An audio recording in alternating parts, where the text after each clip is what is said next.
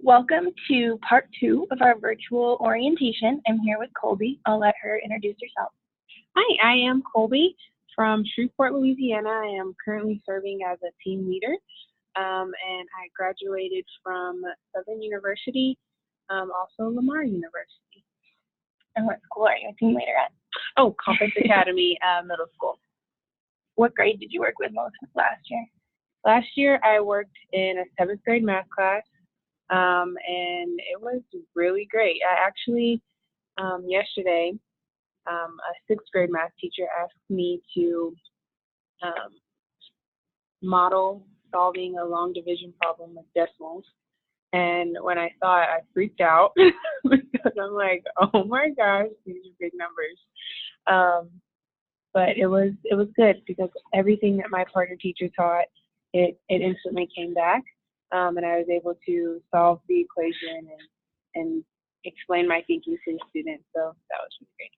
But you don't work with students as much this year, or Right. do you work in a classroom this year? I do not work in a classroom. I just support with the student success coaches with coaching in their observations and in their interactions with students. Right. That way, you kind of get an understanding of what you're going. So, we're going to talk about service since Colby is in service with us and in school. Before we get started on that, though, just a brief history of City Year. We've been around 30 years, so we have the brand new uniform this year for the shiny 30th anniversary. So we were founded in 1988 in Boston, and we now have 29 sites across the country. Denver was started in 2011, so not quite at 10 years, but getting close. And City Year actually predates AmeriCorps. AmeriCorps was founded on a lot of the models that City Year was already using, so we've been around a while.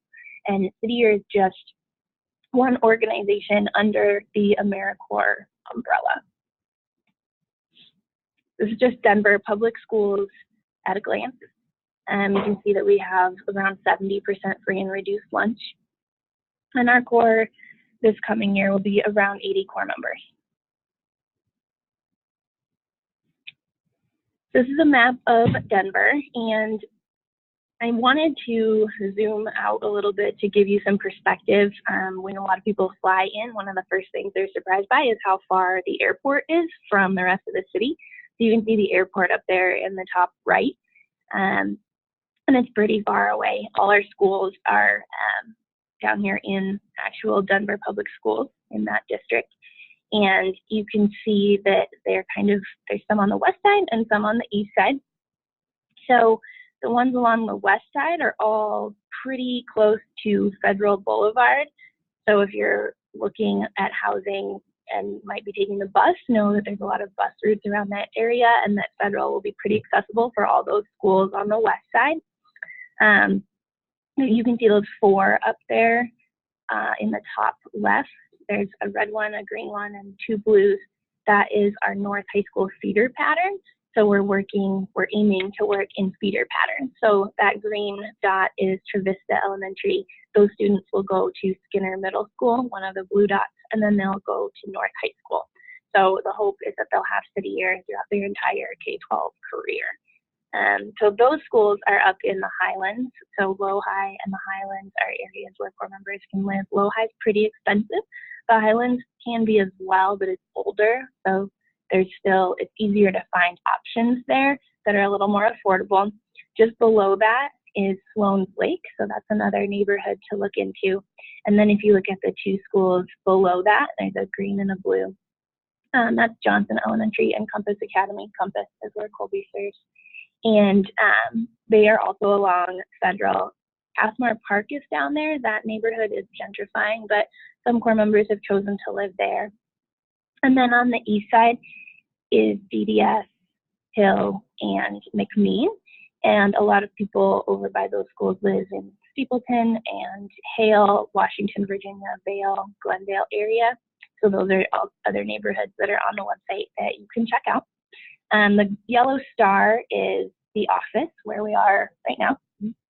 And we call it the GP, the Golden Palace. It's a giant gold building, but some neighborhoods closer to there that people really like living in. They're a little more expensive, but Cap Hill and Baker are neighborhoods there that core members like. So look at the website to learn more about that. Where all of these words are, that's where the mountains are. So I just wanted to highlight Denver is the Queen City of the Plains. We're not in the mountains, we're just right next to them. Is there anything you want to highlight about the schools? Okay. Yeah, I think the schools that we serve in, City serves in schools that generally high poverty, as you could tell by the 89% average of free and reduced lunch. And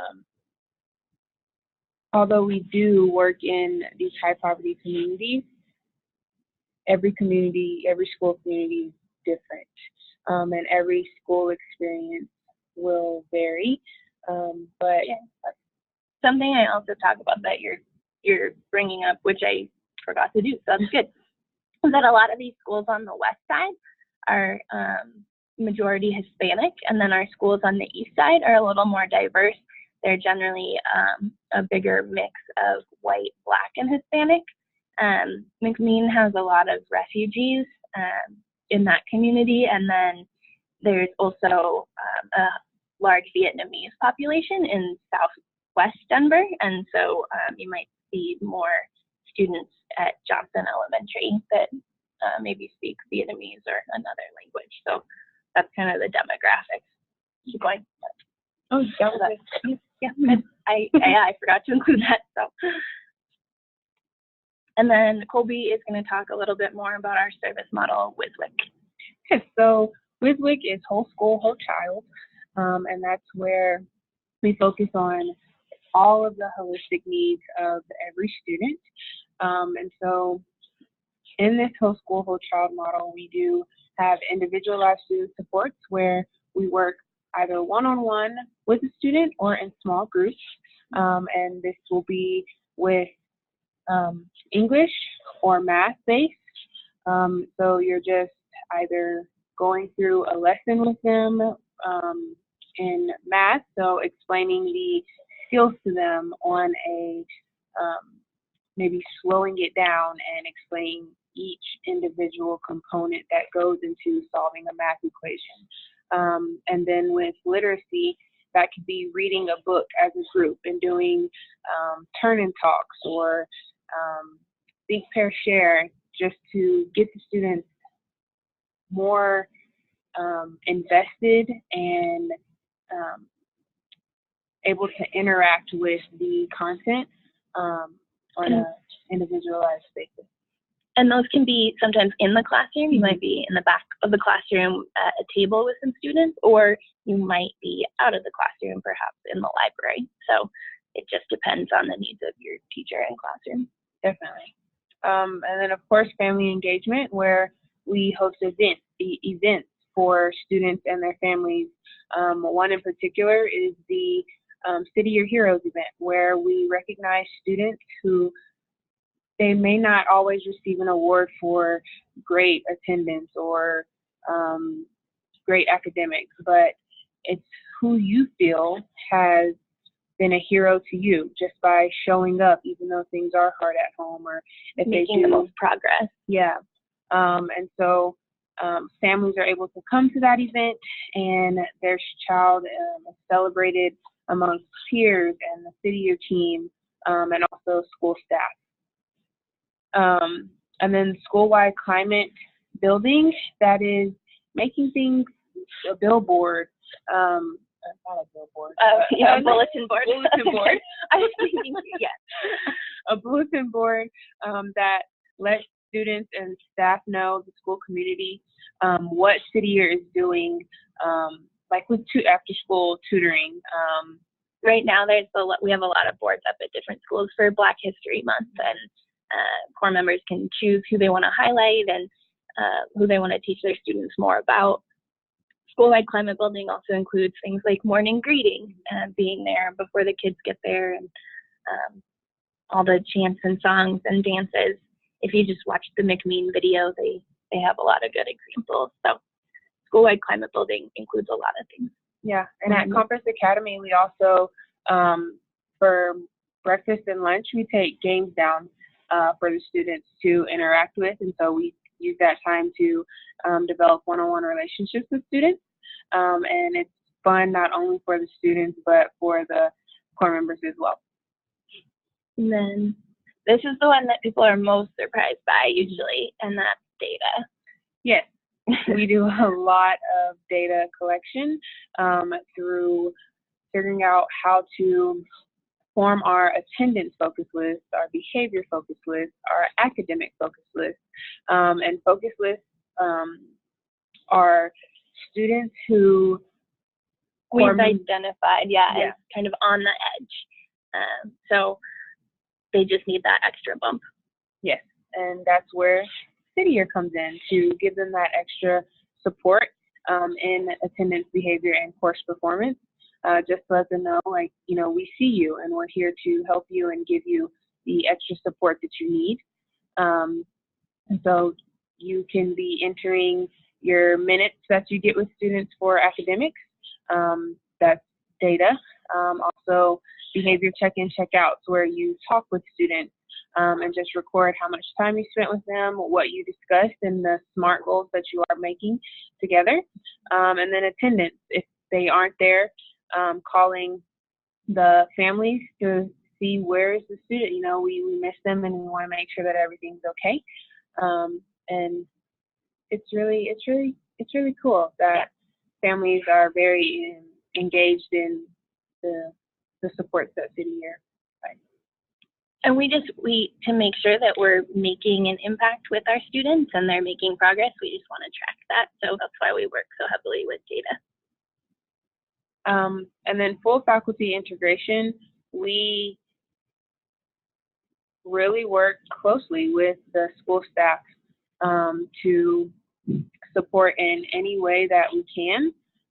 So whether that, I went to my 6th grade team meetings and was part of that planning. I worked in a 6th grade classroom.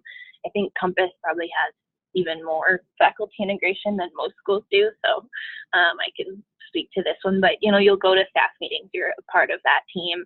Like I said, you can go to the team meetings. So you just know that you are a part of that community. And then after school.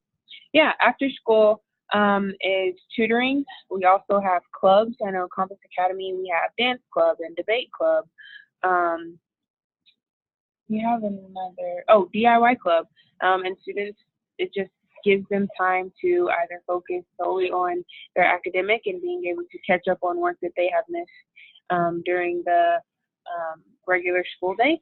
And then also give them a way to interact with their peers, but also with City Year after school to develop those social skills that some students need a little extra support with. Perfect. Thanks. Yeah, so that one's big, but there's a lot in your service that you'll be doing. And you'll hear more about other after-school programs as I visit each school as well, and each core member there can share more about what their school does. So what will your day look like? I just wanted to remind you that even though we talk about mentoring a lot, and those are the relationships you'll remember at the end of the year, we are focusing heavily on the academics. So it's roughly 70% coursework that you spend time in class tutoring and working with your students on math or literacy. There are sample schedules on the website, and I won't have Colby dig into hers too much because each time I visit a school, like we just visited McMean, you can watch Raven's video. She talked about her schedule, so you'll get to see more sample schedules that way. But I really recommend watching videos on the City Year YouTube channel because it'll give you a pretty good idea of like a day in the life. And then you can also watch the videos on the channel that I have as well about City Year Denver. And that is the end of part 2. So we'll see you in part 3. Thank you. Thanks, Colby. Yeah.